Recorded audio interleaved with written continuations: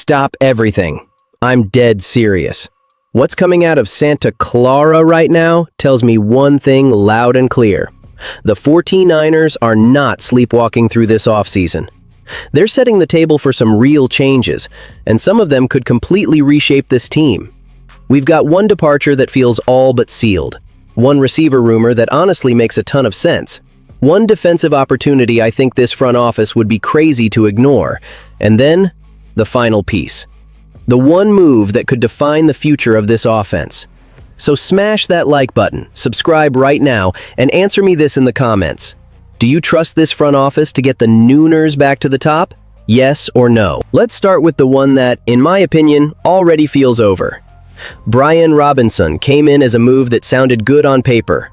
Physical runner, proven production, a guy who looked like he could give this backfield a little edge behind Christian McCaffrey.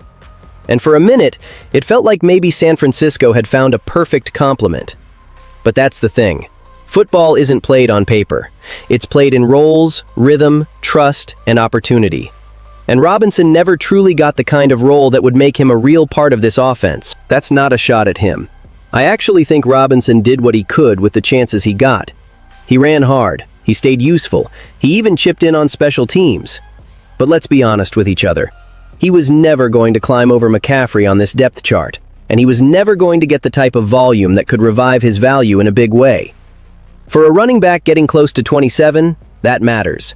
Time moves fast at that position.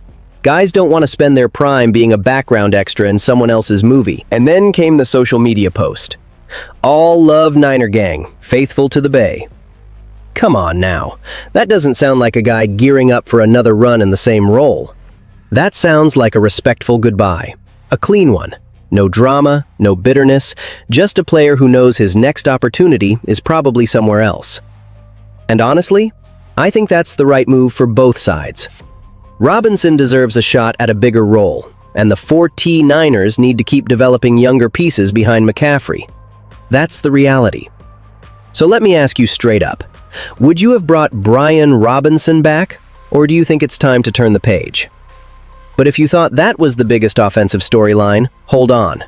Because the receiver situation, that's where things start getting really interesting. This is where the pressure starts rising. Because the 49ers may not be one move away from panic at wide receiver, but they are absolutely one shaky offseason away from major instability. Brandon Ayuk has been floating in trade speculation. Jawan Jennings could cash in somewhere else. Kendrick Bourne is another name sitting in that uncertain zone. All of a sudden, a group that felt deep starts looking a whole lot thinner. And that's exactly why the Romeo Doubs rumor grabs my attention. Here's why I like it. Doubs is not the flashy, headline-grabbing superstar name that blows up social media for 48 hours. But sometimes, the smartest move isn't the loudest one. Sometimes it's the guy who fits. And to me, Doubs fits what Kyle Shanahan wants from a receiver. He can line up in different spots, he runs clean routes, he knows how to work inside structure, and he can be reliable without needing the offense to revolve around him. That matters. In this system, that matters a lot. Look at the production. In 2025, he put up 55 catches, 724 yards, and 6 touchdowns in a crowded Green Bay receiver room. That tells me he can still eat even when he's not the only mouth to feed. Put him in an offense with Brock Purdy distributing the ball, George Kittle pulling attention, and defensive matchups constantly getting stressed? Yeah, I see the vision. I really do. Now here's the debate. Is Romeo Doubs enough if Jennings leaves? That's where this fan base is going to split right down the middle. Some people want a huge swing, a big-name receiver, a move that feels like a sledgehammer. But I'm telling you right now, there is real value in getting a dependable separator who understands timing and can keep the machine moving. That might not win the press conference, but it can absolutely win on Sundays. So tell me in the comments, would you trust Romeo Doubs as a real answer for this offense? Or do you think the NY Ners need to aim even higher? And just when you think the spotlight stays on the offense, boom. The defense throws its name right back into the conversation. Because if there's one thing that bothered me last season, it was this. Once the linebacker depth got tested, the cracks started showing. Fred Warner is still the heartbeat of this defense, no question. But behind him, that's where the concern lived. There were stretches where San Francisco had to reach deep into the depth chart and just survive. That's not where a championship-caliber defense wants to live. And that's why the Zaire Franklin situation is something I would watch very, very closely. If Indianapolis is really shopping him to get under the cap, then I think the 49ers should absolutely be paying attention. This is a veteran linebacker who led the league in tackles in 2024, made a Pro Bowl, forced turnovers, and proved he can be a serious playmaker. Was 2025 quite as dominant? No. But he was still productive, still experienced, and still the kind of player who raises your floor immediately. Yes, he's going to be 30. I know that. He's not a long-term developmental piece. He's not a 5-year plan. He's a win-now type of move.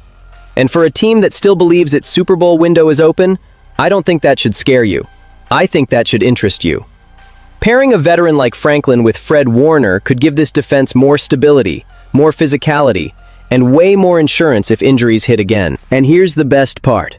The Niners may not even need to force it. If the Colts end up cutting him to avoid the cap hit, San Francisco could wait, stay patient, and strike without giving up a pick. That's the kind of move smart front offices make. Not reckless, not desperate, calculated.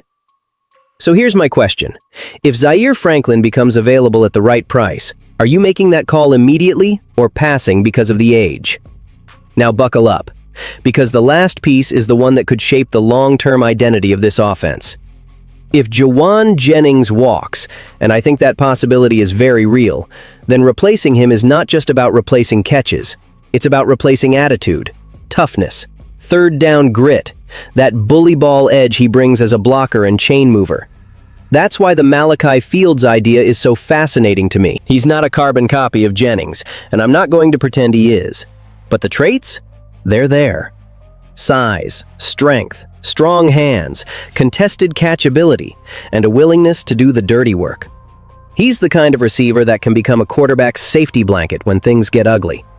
And let's be real, those are the guys who earn trust in January. Some fans are going to say the Niners need speed more than anything. And I get it, I really do. But you can't just chase speed and ignore football character.